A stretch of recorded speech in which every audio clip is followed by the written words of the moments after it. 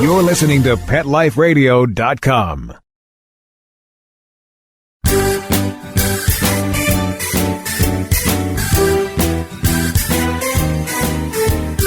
Welcome to Get Positive Results on Pet Life Radio. I'm your host, Teoti Anderson. You may have heard that giving a pet for Christmas is a terrible idea. And I'll confess, I have thought that for many, many years as well. However, not necessarily. I'll give you the scoop when we come back, along with tips for helping you bring a new pet home for the holidays, help decrease holiday stress with existing pets, and much more. All when Get Positive Results returns on Pet Life Radio. Take a bite out of your competition. Advertise your business with an ad in Pet Life Radio podcasts and radio shows. There is no other pet-related media that is as large and reaches more pet parents and pet lovers than Pet Life Radio. With over 7 million monthly listeners, Pet Life Radio podcasts are available on all major podcast platforms. And our live radio stream goes out to over 250 million subscribers on iHeartRadio, Odyssey, TuneIn, and other streaming apps. For more information on how you can advertise on the #1 pet podcast and radio network, visit PetLifeRadio.com/advertise today. Let's talk pets on PetLifeRadio.com.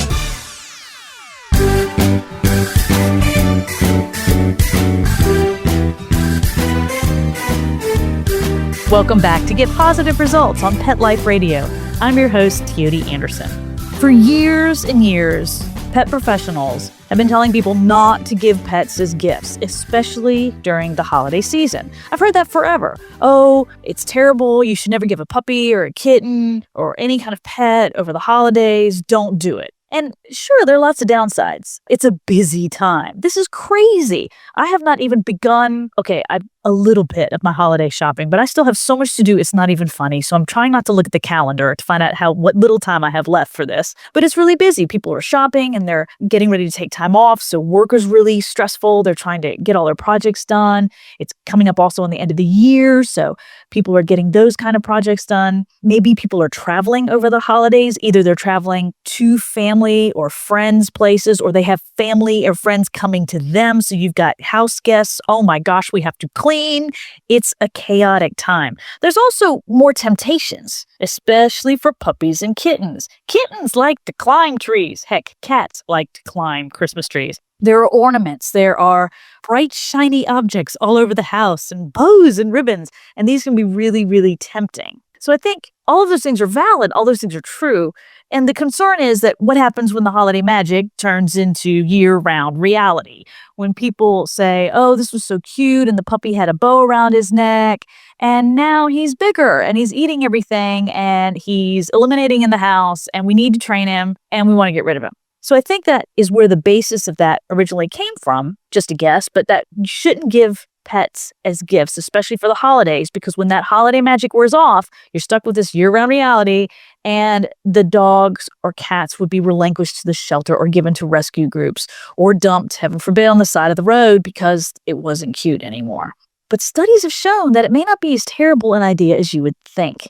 And they've done this study a couple times. This was on the ASPCA website. It was a study done by several people, a research project, and they wanted to find out if it was actually true or whether it's one of those urban legends that has persisted. And what they found was, here's a quote, "We found that receiving a dog or cat as a gift was not associated with impact on self-perceived love attachment, or whether the dog or cat was still in the home." What this means is that the people didn't love their dogs any less because it was a gift. They didn't love their cats any less because it was a gift, just because rather than picking that out themselves. This is huge. This means if you love something, you're not likely to dump it. So this was really, really impactful. And it also didn't have an impact on whether the dog or cat was still in the home. It turns out that they stayed there just as long. And if you think about it, dogs are dumped in shelters year-round. People don't wait till just after the holidays. So this turned out to not be true, at least according to these studies. And they've done them a couple times now to keep up with things and to make sure that it is truly a myth. The results suggest there is no increased risk of relinquishment for dogs and cats received as a gift. And why this is important is that some rescue organizations won't even adopt out during the holidays. They don't even want to go there. And they could be denying wonderful homes to really loving families that are just ready at this time of year to have a pet just because of the holiday season. So hopefully the study gets out and hopefully people learn that it's not necessarily a bad idea. If you're gonna do it though, here's the caveat. If you're gonna give a pet as a gift, please do it right. There are definitely right and wrong ways to do it. And here are my tips for that. First of all, I don't think a pet should be given ever as a surprise. I don't mean if you have children. If you're adults and you have kids and you want to get them, you've already done your research and done all the homework and you know what you want to do and you want to give the pet as a surprise for the children. It's a surprise for the children. That's one thing. But giving a pet as a surprise to somebody else, to another adult, I just don't think is a great idea. First of all, the person needs to be able to take care of the pet. And pets are expensive. When they're puppies and kittens, they need lots of shots. Heaven forbid they get sick. Veterinary care can add up. They also have costs in terms of equipment that they need. You're going to need a crate, or you might need litter box and lots of litter. You need dog toys and leashes and collars and bowls. They're expensive. The pet industry is really big. People spend lots of money on pets, which is great if you want to. But if you weren't expecting it, it can be a financial burden. It ends up being a financial burden for lots of folks, especially if your pet unfortunately gets something like cancer or something. It really, really can add up. The person's also going to need the time. Kittens are generally more self-sufficient than dogs, but you still want to bond with the kitten. You need to spend time with it and interact with it, play with it, train it. All those things come into play with cats as well as dogs. Dogs more so. They're going to need a lot more training for indoor dogs and for all dogs in general. There's a lot more work that needs to be done, I believe, with dogs, but that takes time. It also takes training, and there's costs involved there too. So if somebody isn't expecting that, it's really not fair to unload this living emotional creature on them. I never think that that's a good idea. Some people have good intentions. Maybe their friend lost a pet earlier in the year and they're feeling kind of sad over the holidays. And so they're just going to surprise them with a kitten. That's not necessarily a way for that person to heal. Everybody's different. When it comes to that, some people have to rush right out and get another pet. That's absolutely fine for those people. Other people can't do it. Sometimes they have to wait. Some people wait years before they can get another pet, and that's okay too. It's very personal. Grief is personal. But please don't give a pet to another adult as a surprise. I just think that is not a good way to go. A gift is not supposed to be a burden. It's supposed to be something pleasant. So you don't want to surprise somebody with this gift of a pet and have it be a terrible disaster. The other tip I'm going to offer, if you want to do this for Christmas, just make sure all family members, at least the adults, are on the same page.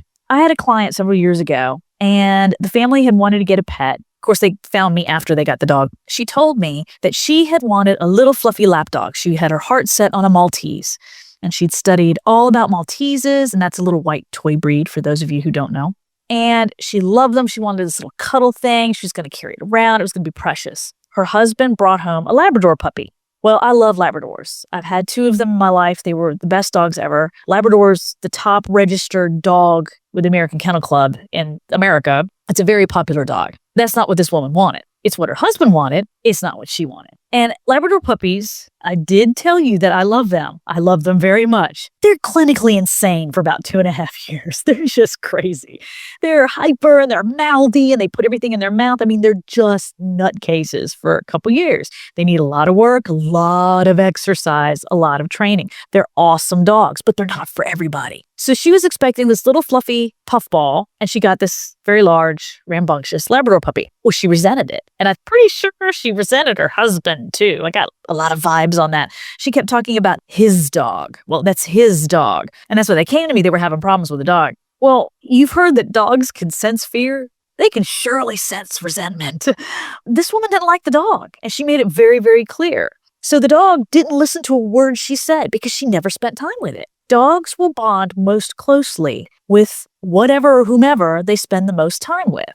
If you have a dog that spends most of his time in the backyard with another dog, and he's not allowed inside but maybe at night, that dog is going to bond with the dog outside and pay attention to what that dog is doing much more so than to the humans in his life because he doesn't see him as often. Whereas dogs that live inside with us and are part of our lives, they listen to us more because they're more bonded. We spend time with them. We interact with them. Well, this woman did not spend any time at all with his dog. And he knew it. So he didn't care anything she said. So that just added to her frustration. She got angrier and angrier with the dog, and he was just a sweet. There was nothing wrong with this dog. He was a doll baby. What happened was the spouses did not get on the same page about bringing this dog home. And so we worked through some issues, and I tried to help her realize the benefits of this dog. But a lot of it was issues between them. Can't help them with that. I'm not the marriage counselor, just the dog trainer. So it was really uncomfortable. So if you're going to do this, make sure the adults are on the same page about size of dog, activity of dog. Do you like active dogs? Do you like more laid back dogs? Grooming. Some dogs require a lot of grooming, all that hair. Sometimes some are going to shed a lot more than others. So just make sure everybody's on the same page, especially the one that's going to end up having to take care of it. I'm absolutely going to do a future show on how to choose the right dog for your family. But for now, I'm assuming that you're getting a holiday pet. You've already made up your mind. So that's what the theme of this show is. So tune in the future, because I'm absolutely going to do one on how to choose the right dog for your family. But for now, let's just go with the thought that you've already decided and you're on board with getting a pet for the holidays. And the holidays are really coming up soon. So that's why I'm assuming that one. And here's some more tips for making those early days go smoothly. Try to keep as close a routine as you can with your regular life. Puppies especially are going to adjust more quickly, and they're going to train more easily with a routine. Dogs are such creatures of routine. That's why daylight savings time throws them off horribly. So you want to make sure that you're going to keep to that routine. And by that, I mean potty breaks at the same time, especially feedings at the same time. My preference is that puppies eat 3 times a day and you don't leave the food out all the time. But with the holidays, it can be crazy, right? So you bring the puppy home, and the first day you feed it at 8 a.m. for breakfast, and the next day it gets a 10 a.m. breakfast, and then the next day after that it gets a 7 a.m. breakfast. Well, try not to do that, because it's just going to be really stressful for the puppy. It's going to be harder to house train him as well. So as close as you can to a routine that you're going to have after the holidays are over, that's what I want you to strive for. It's just going to be a lot easier in the long run.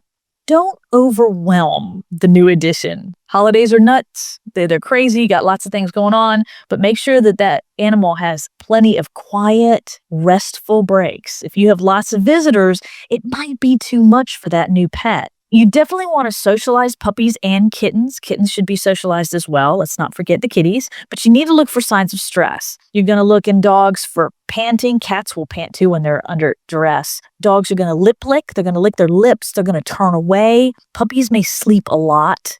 And puppies tend to sleep a lot anyway, depending how young you get them. Hopefully no younger than 8 weeks. But if there's all sorts of chaos going on and the puppy just stays asleep and doesn't seem to want to wake up, it could be shutting the world out. And that's not a good sign. That could be future fear problems later. So make sure that the puppy is not overwhelmed, that the kids aren't dragging it around or dressing it up or interacting with it inappropriately. And the adults in your life, make sure they're not interacting with it inappropriately as well. Because if those puppies get overwhelmed by too many people, you're actually undoing your socialization. That's not how you do it right.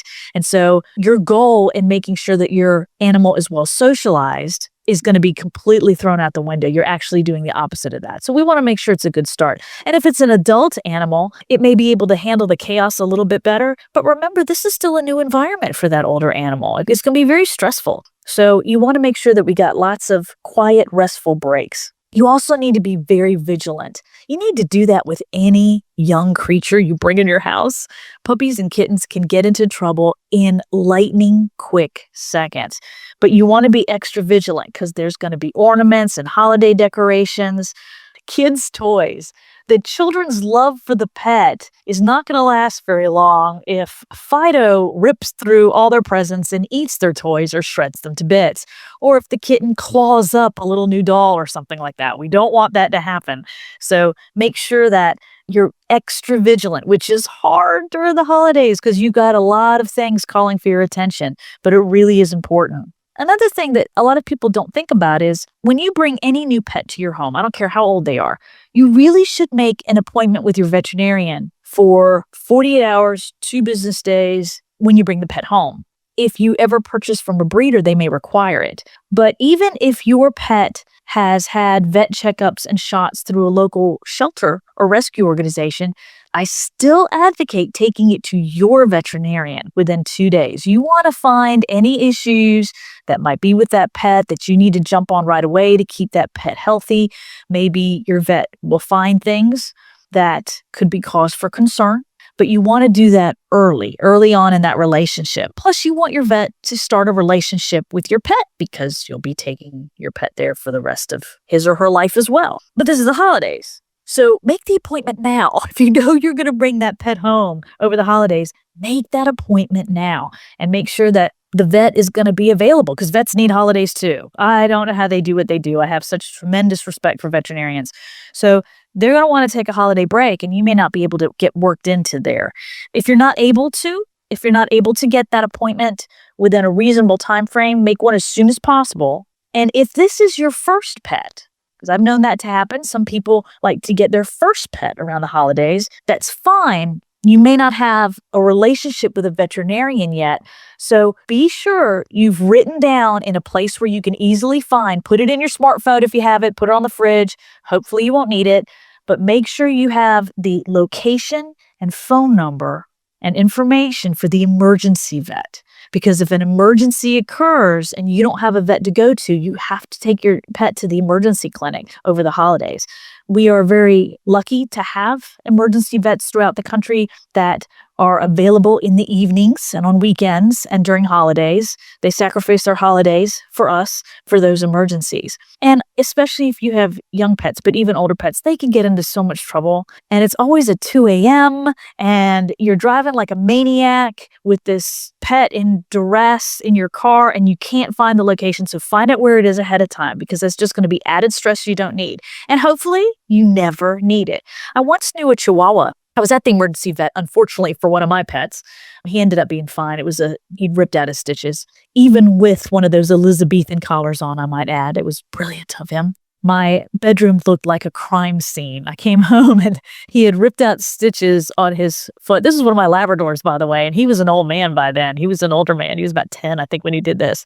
And he had this whopping Elizabethan collar on, and he ripped out the stitches in his toe, and there was blood everywhere in my bedroom. It looked like a crime scene. And he was so pleased with himself. He was so happy. And I was very impressed that he could make such a mess and that he could actually reach what he did despite that huge collar. Anyway, I was at the emergency vet's and there was a Chihuahua there who had hopped up on a end table outside by the pool and had drunk half a glass of wine. Wine is very sweet. Some pets like the taste. The dog was in an alcoholic coma. And I checked on it a couple of days later. I have friends who worked at the emergency clinic, and they told me that the dog eventually recovered, but the dog almost didn't make it. Alcohol can be set out. People are sipping a glass of wine, maybe beer. They set it down, don't even pay attention. Next thing you know, the cat is going, oh, Cabernet, or something like that. You would not believe what pets would get into. So it's not always, sometimes it's a liquid. Look at it that way. So alcohol is very dangerous for pets. It can severely hurt them. This little Chihuahua didn't have a lot of weight behind him anyway. So the alcohol, there's just a half a glass of wine, put him in a coma. And we want to make sure that everything is up and away and you know where the emergency vet is should you need it. Hopefully you won't.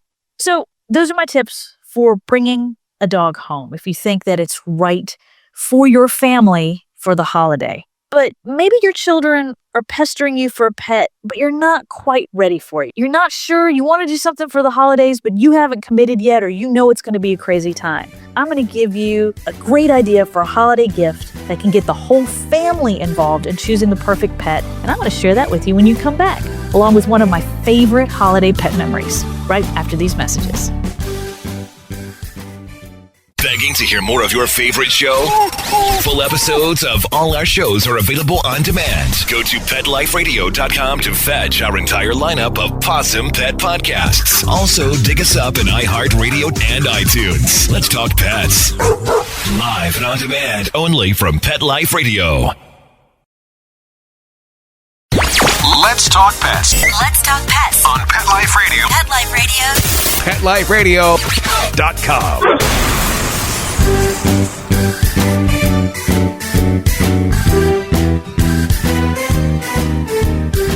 Welcome back to Get Positive Results on Pet Life Radio. I'm your host, Teoti Anderson. Today we're talking about Santa Paws bringing home a pet for the holidays. Not as bad as we thought, according to some recent studies. Gave you some tips on how to make that go smoother for you. Before I get into one of my favorite holiday gifts to recommend for families not quite ready to bring a dog, let's talk about your existing pets. If you have existing pets in the home, this can be a really stressful time, especially if you have people coming in and out. A couple things you can do are very similar to what I talked about. You have to be extra vigilant, make sure they're not getting into something, make sure that they have a place too that's away from the activity. Make sure that they are in a back room. If they're crate trained, put them in their crate, the cat up in a back room, put on some nice holiday classical music, soothing, give them some toys to play with and occupy their time, and make sure that they're away from the hubbub and action. You and your family are used to your pets, but not everybody is. Not everybody knows how to appropriately interact with them. And some people that you may have over also might be afraid of them or allergic. So you want to make sure that everybody has a good time and that you don't have a miserable holiday that you have to complain about through the new year. So just take extra time to make sure that your pets have a little escape room or place that they can go, and make sure that you don't forget them during the holidays. Get so busy and you're busy baking and you're busy shopping. Don't forget to give them extra special attention. They're going to really enjoy it. Exercise will also help them. Your dogs are going to get really hyper if they're puppies or adolescents and you don't have time to train them and don't have time. So get those dogs out, play fetch, run with them, use a flirt pole to play with them, get them good and tired in a short period of time. And the more you can run that excess energy off, the happier everybody will be. So I mentioned maybe your kids really, really want a pet for the holidays, but you are not committed. You want a pet, but just not now. You want to wait till things calm down. Kudos to you, first of all. I think that's a great idea. I think that more people should realize when it's the right time for them. For some, it's the holidays. For some, it's not. So what do you do? What can you do? I have this idea that I've loved, and I've recommended it for years, and families have really embraced it. Consider putting together a future Fido or future kitty basket. You can use a bed, you can get a pet bed, or heck, buy the crate. If you're going to crate train the dog, which I highly recommend, get a crate and fill it with a couple different things. And you can put that under the tree, wrap it up, put a nice pretty bow on it, and that becomes the present. What you're going to do is you're going to get some toys. Make sure you get appropriate canine or kitty toys for the size of the pet that you're getting. A nice collar and leash. Again, appropriate size for what your plan is. Food and water bowls. And you're going to put all that out, and then you're going to give some books. You can get books on different types of dogs. There are lots of breed books out there. Which has information about what the breed requires in terms of exercise and grooming, activity levels, whether or not they're really good with children. Every dog is an individual. Every cat is an individual. So please bear that in mind. However, breeds in general for hundreds and hundreds of years have been bred for specific purposes. So it's a good generality. When you're skimming those books to pick up, don't get the one that loves every breed and says they're all wonderful for everybody, because that's really not realistic. Make sure you pick at a book that says, this dog likes to jump in mud puddles or whatever. Something that's good, that's going to be given a little bit of the downside, because you want a realistic perspective. But these are fun for the kids to go through and for you to go through as a family, and, bookmark the ones that you like and ones that you would never bring into the house. These are good research tools to do. There's also things that you can do. You can put in coupons into the little bed or crate or container. For example, you could have a coupon for one family trip to a dog or cat event. That would be fun to go as a family. There are lots of dog sports out there. There's agility competitions, obedience competitions, conformation shows. That's the beauty pageant of the dog world. The dogs go around in circles and the judge checks them out and judges them to the standard of that breed. And that's conformation, conformation,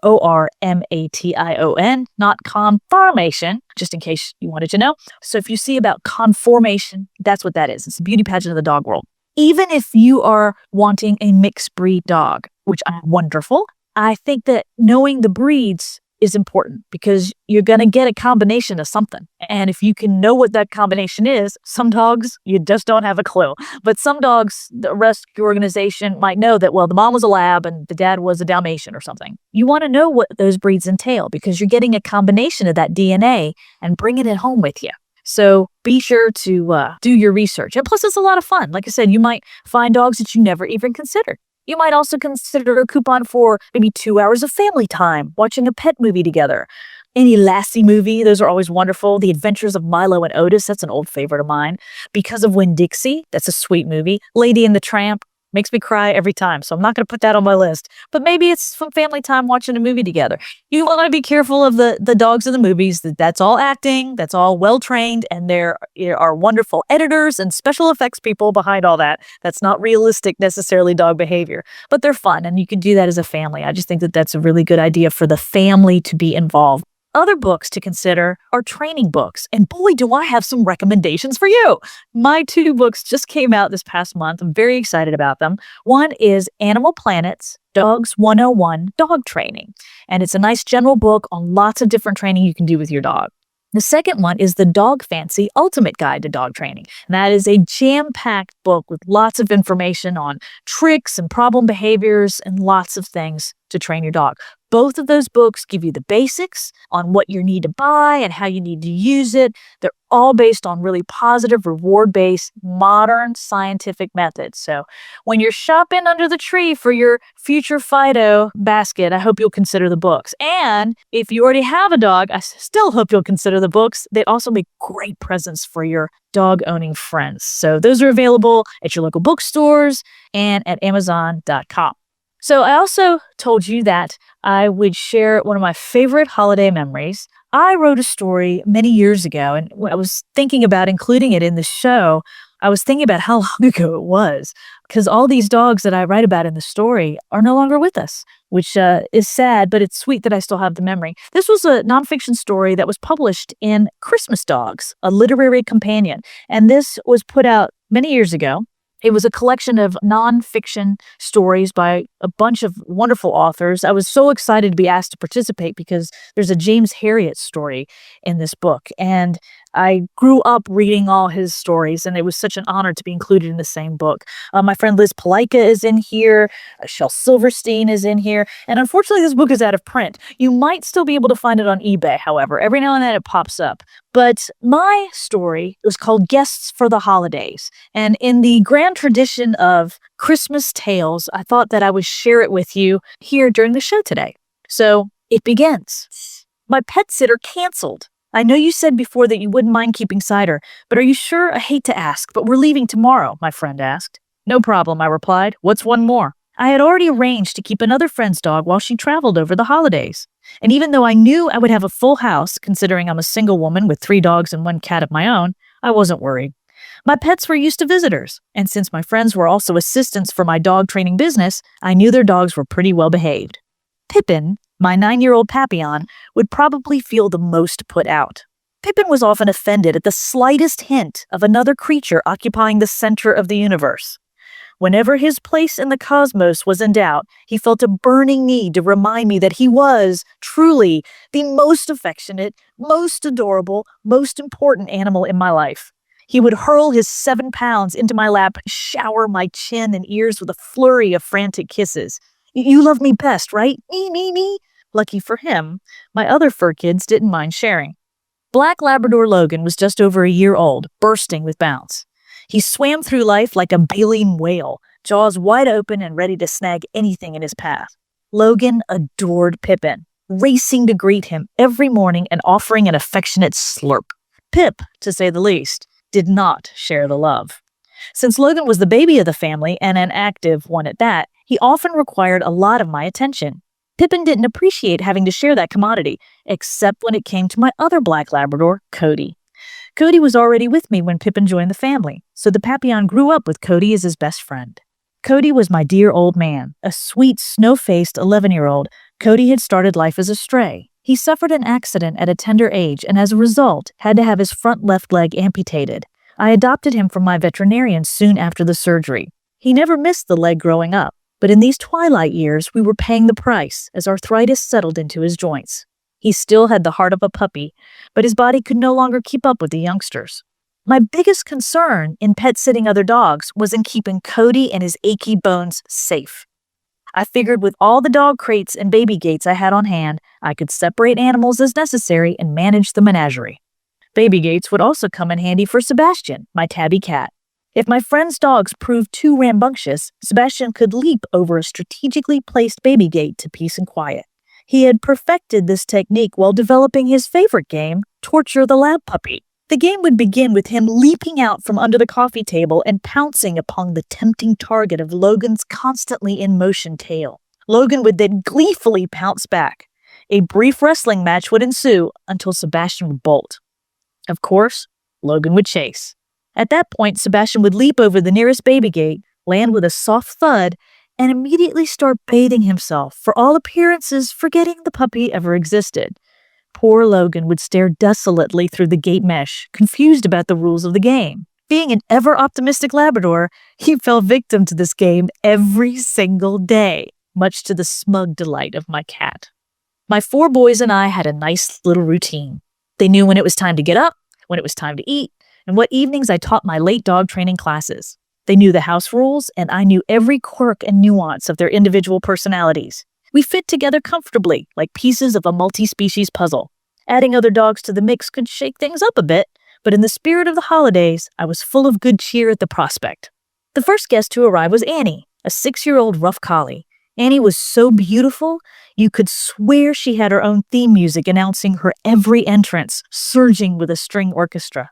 A frequent play buddy of Logan's, Annie had also spent the previous Christmas with us, so she felt quite at home. The second Annie walked in the door, my 2 Labradors melted on the spot. They were suckers for this beautiful blonde. She greeted each of the boys, but saved special attention for Pippin. Annie loved little things, whether they were babies, bunnies, or fluffy little toy breeds. She would gently stretch her long nose to touch Pip's, being careful not to startle him. She always looked a tad puzzled when checking him over, as if she wondered if he was really a dog or an animated stuffed animal. After saying hello, Annie began her perimeter watch. A true herding dog, Annie preferred to frequently circle the house, making sure everyone and everything was in its rightful place. Love-struck Logan followed her every move, carrying a variety of toys in his mouth as offerings of his affection. After making sure the house was secure, Annie engaged Logan in a fierce tug-of-war battle. Belonging to a rather verbal breed, Annie punctuated her games with a running commentary. Growls and yips peppered the action as the 2 dogs vied for the same rope bone. Annie had helped teach Logan this game when he was a small puppy, and it appeared she once again had the upper paw. Suddenly, a light bulb went off over the Labrador's head. He was now heavier than she was. Logan discovered if he collapsed on the ground and held fast, Annie couldn't budge him an inch. So he planted himself in the middle of the living room, teeth locked onto the bone, and tail wildly spinning in circles as Annie tugged to no avail. The challenge lasted 45 minutes. Annie finally had enough, relinquished the bone, and resumed perimeter patrol duty. During the game, I had settled onto the couch with a magazine, joined by the ever-needy Pippin and Sebastian, who surveyed the action with superior humor.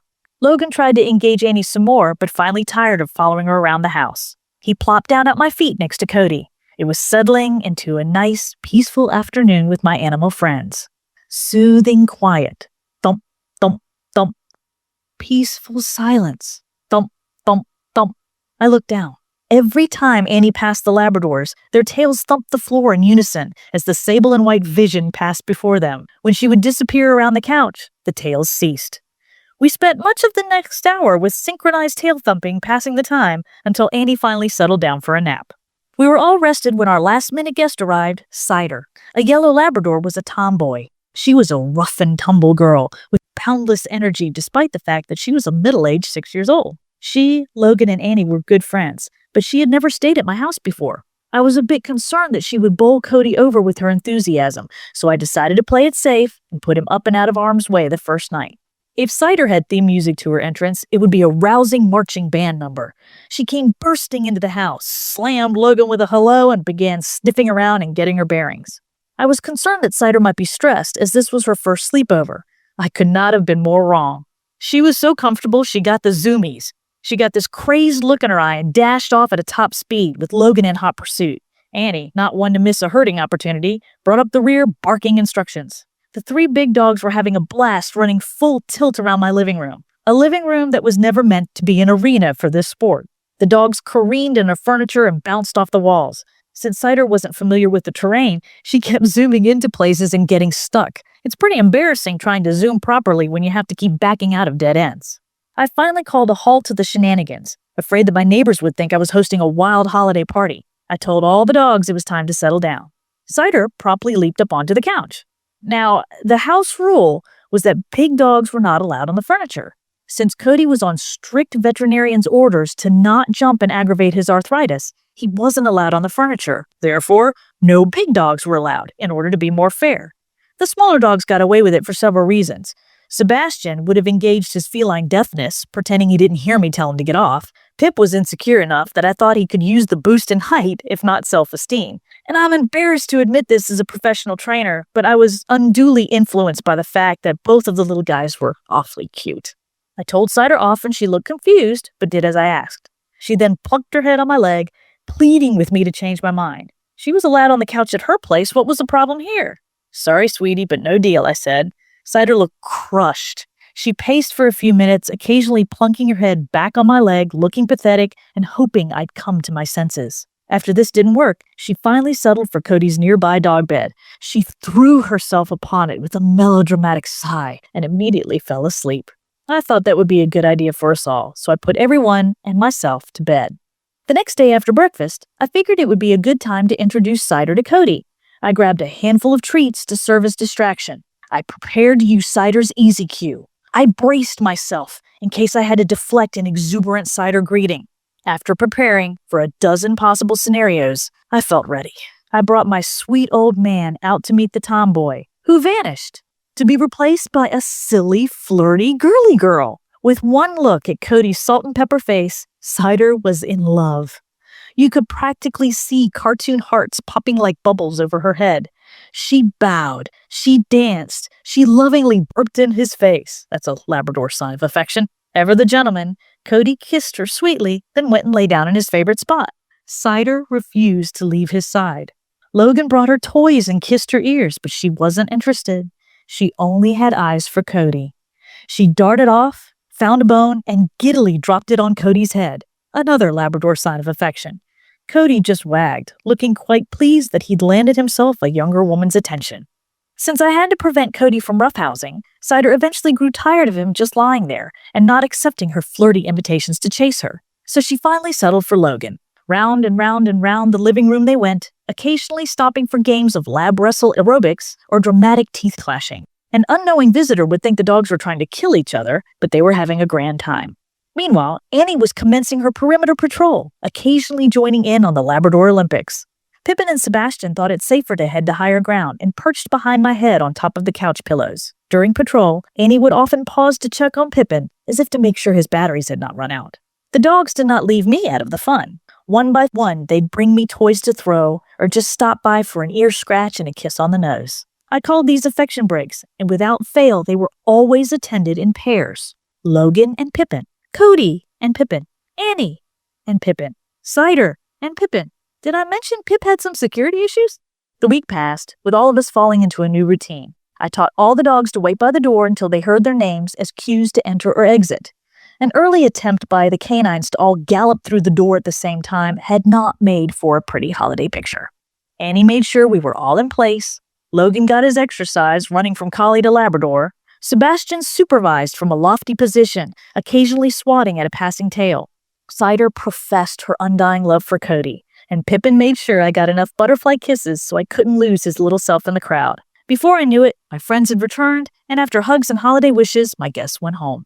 When I returned to work, several of my coworkers looked at me strangely when I described my week with my four-legged guests. You had all those animals at your house? By yourself? Did it drive you crazy? They asked.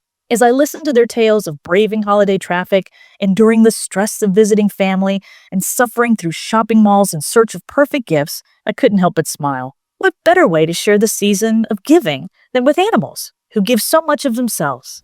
That Christmas was special. As the dogs played and snuggled and acted silly, their joy bounded through my home. I still hear the happy echoes of that holiday now that Annie and Cody are gone. Annie died unexpectedly a year later, and Cody crossed the Rainbow Bridge soon after. No matter how many holidays we wish to spend with our animal friends, they never live long enough. But the Christmas we shared together was a precious gift and a memory I will carry in my heart, always. Thank you so much for joining us on Get Positive Results today. Thank you to my producers for making it possible, and I'm wishing you all a happy holiday season. We'll be back for more before the end of the year. Thanks again. I'm Teoti Anderson. This is Get Positive Results, and you've been listening to Pet Life Radio. Let's Talk Pets, every week on demand, only on PetLifeRadio.com.